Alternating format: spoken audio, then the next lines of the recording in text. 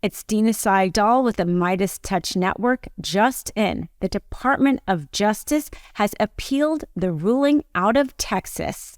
The ruling said that the FDA approval more than 20 years ago of the abortion pill mifepristone was illegal, banning it throughout the country. He stayed his order for 7 days, allowing for this appeal. The Department of Justice in their appeal said, quote, that the ruling upended decades of reliance by blocking FDA's approval of mifepristone and depriving patients of access to the safe and effective treatment based on the court's own misguided assessment of the drug's safety. Misguided, I think, is a polite word. Outrageous is one that I would use. So let's get into the court's own outrageous statements. Now, right off the bat, in the very beginning, he says that he is not going to use the term fetus. He's only going to say unborn human. Right there, I mean, this opinion is really only supposed to be about whether or not the FDA properly went through their own methods to approve the pill, the abortion pill. He's not there to decide whether or not it was morally right or even legally right in terms of constitutional rights. Just did they go through their proper procedures? But he's revealing his bias by declaring it to be an unborn human. And not only that, but let's take a close look at the language. He says, quote, that the synthetic steroid that blocks the hormone progesterone halts nutrition and ultimately, here we go, starves the unborn human until death. Does that sound like somebody who doesn't have an opinion on whether or not it's a fetus or where life begins? This judge isn't there to determine when life begins. He clearly has a bias with his description of starving the unborn human to death. But that's just the beginning of it. Let's look at some of his other language. Now, he has to decide whether or not the group bringing the suit has standing. And in fact, I think that if the Supreme Court decides that they don't want to kind of radically expand on their, let's say, pro-life views, they will dismiss this case based on standing because it is not a woman who took the abortion pill or didn't take the abortion pill that is actually suing here. It is these organizations that are trying, anti-abortion organizations that are trying to reverse the FDA approval. So in his argument for why these organizations have standing and why it's not better to actually have the woman herself would obviously have standing, right? Because she would have the harm. Because if this wasn't a safe pill, as they're trying to allege, she would have the harm. That would be clear standing. This third party standing is much murkier, and the Supreme Court loves to dismiss cases based on procedure and not substance. So this could give them an out. And in his argument for trying to say why they have standing, his bias, I would say, against women in general, but certainly against women who choose to have an abortion, is very revealing. So he's saying why the woman shouldn't be the one to bring the suit is because a woman who has an abortion, quote, experiences shame, regret, anxiety, depression, drug abuse, and suicidal thoughts because of the abortion. And this language kind of gets continued throughout the opinion. He really only talks about the harm, the trauma that is caused to women who have an abortion. Never talks about any kind of trauma just from an unplanned pregnancy, the trauma a woman might have for being forced to carry a child to term, as he would say, if they've been raped or if there's been incest, or even the trauma related to adoption. He only talks about there being trauma with respect to abortion. So again, clearly biased there. But he says that because of this trauma from a woman would have as a result of an abortion. He says, again, that is kind of an argument for why they shouldn't have to bring this case. And specifically, adverse abortion experiences that are often deeply traumatizing pose a hindrance to a woman's ability to bring suit.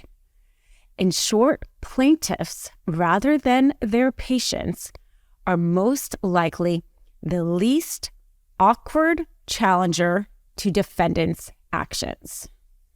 Okay, now that is just, as a female, that whole thing is deeply troubling. He's basically saying that this poor woman should be protected. She shouldn't have to go through this suit. This has been too traumatic for her. This is going to be too awkward for her, that she's not going to have an ability to bring this suit. It almost comes to terms, some sort of like, smelling salts, that this is going to be too much for her, that she just doesn't have it in her. I don't know. Has he not ever met a strong woman? Has he not the resiliency of women? But they need to be protected in his view. And that kind of is consistent, I think, with his whole abortion view. The woman needs to be protected and not allowed to have an abortion because it's going to be too traumatic. So we need to take away that choice and protect her feelings.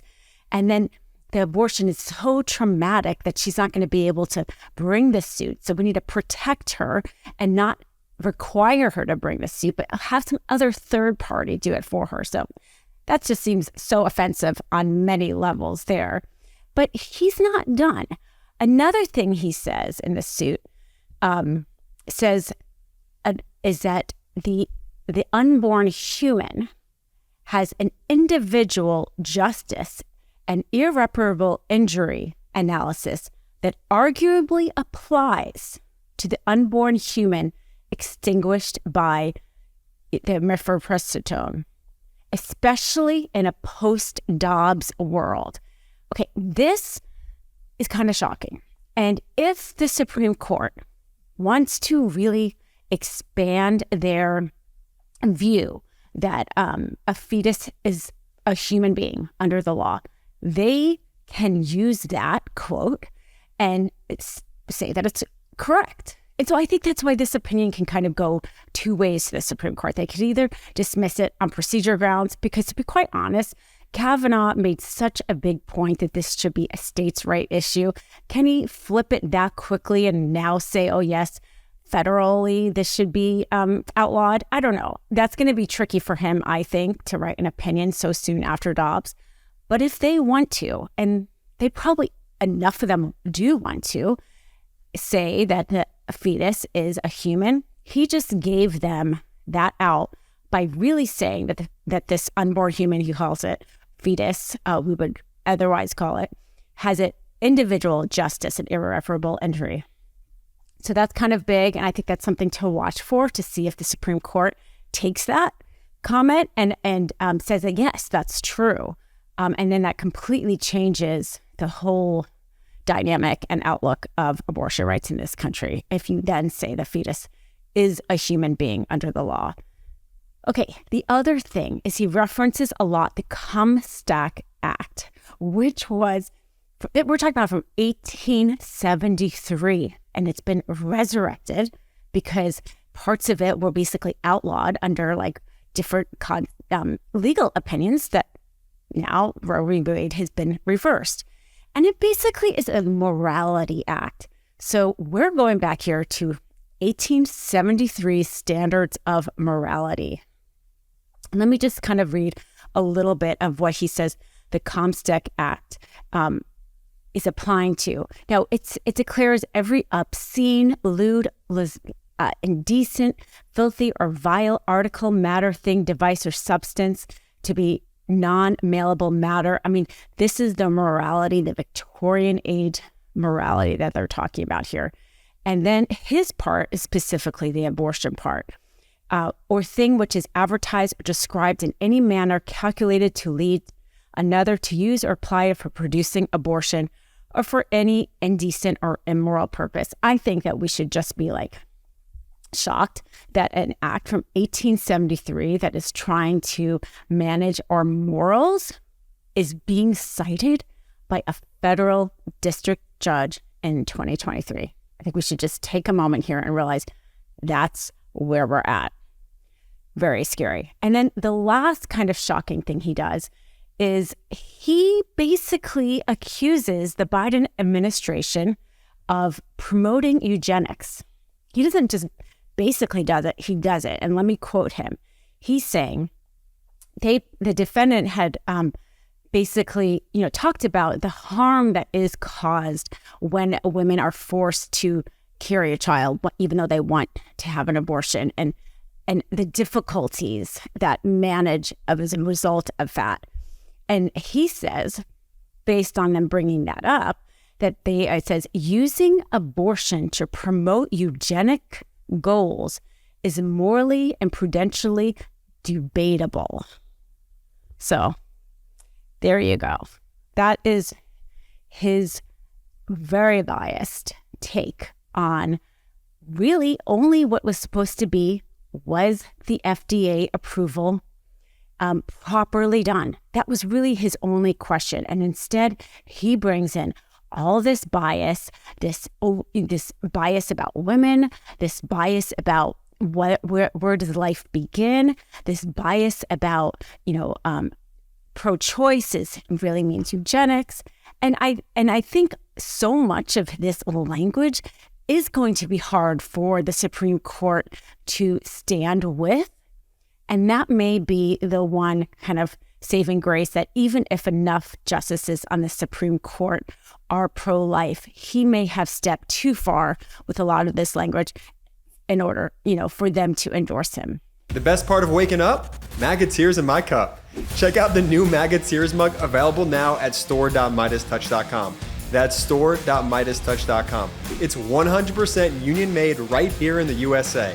I know I'm not tired of winning yet. How about you? Get yours today.